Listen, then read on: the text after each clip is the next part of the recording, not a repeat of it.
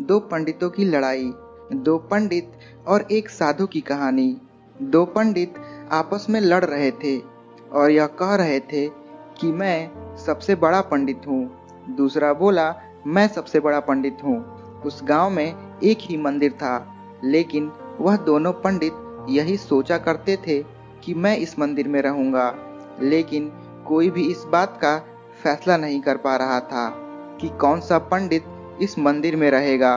एक दिन सभी गांव वाले एकत्रित हो गए और कहने लगे कि हमें यह निर्णय लेना चाहिए कि इस मंदिर में कौन सा पंडित रहेगा। दोनों पंडित फिर आपस में लड़ने लगे और कहने लगे कि मैं इस मंदिर में रहूंगा।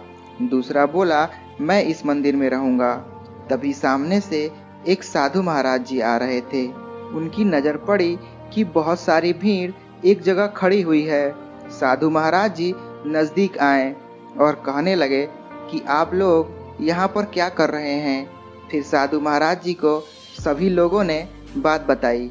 इस मंदिर में दोनों पंडित इस बात को लेकर लड़ रहे हैं कि मैं मंदिर में बैठूंगा, और आज इसी बात का फैसला लेने के लिए सभी लोग यहाँ पर इकट्ठा हुए हैं। साधु महाराज जी वहाँ पर खड़े हुए सब कुछ देख रहे थे। सभी लोग फैसला लेने के लिए तैयार थे, लेकिन फैसला कैसे लिया जाए ये कोई भी नहीं जानता था। फिर सभी लोग साधु महाराज से कहने लगे कि आप ही कोई फैसला कीजिए जिसके कारण हमारी समस्या खत्म हो सके। साधु महाराज जी ने दोनों पंडितों को पास में बुलाया और कहा कि तुम्हें एक परीक्षा देनी होगी। उस परीक्षा में जो पास होगा वही मंदिर में बैठेगा। साधु महाराज जी ने कहा कि वह जो सामने आपको पेड़ दिखाई दे रहा है, उस पेड़ के पत्ते लेकर आओ। पहला पंडित पत्ते लेने के लिए गया।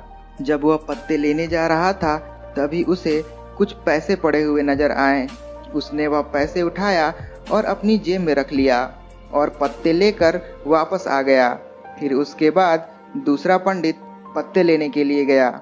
उसे भी रास्ते में कुछ पैसे पड़े हुए मिले। उसने भी अपनी जेब में वह पैसे रखे और पत्ते लेकर वापस आ गया। साधु महाराज जी ने पहले पंडित को अपने पास बुलाया और कहा कि जो भी तुम्हें कुछ मिला है मेरे हाथ पर रख दो।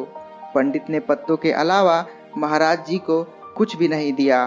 फिर दूसरे पंडित को बुलाया गया और उससे भी वही सवाल किया गया। उसने भी पत्ते के सिवाय और कुछ भी नहीं दिया। फिर महाराज जी ने सभी लोगों से कहा कि मंदिर में पूजा करने के लिए पंडित का होना आवश्यक नहीं है, जबकि इंसान के अंदर वह भावनाएं होनी चाहिए जो हमें भक्ति मार्ग पर ले जाए। क्योंकि दोनों ही पंडित लालची थे। वह सिर्फ मंदिर में इसलिए बैठना चाहते थे जिससे कि धन कमाया जाए, ना कि किसी को भक्ति भाव समझाया जाए। इसलिए सभी लोगों ने यह फैसला किया कि मंदिर में कोई पंडित नहीं रहेगा।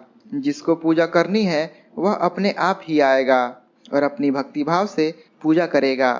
मोची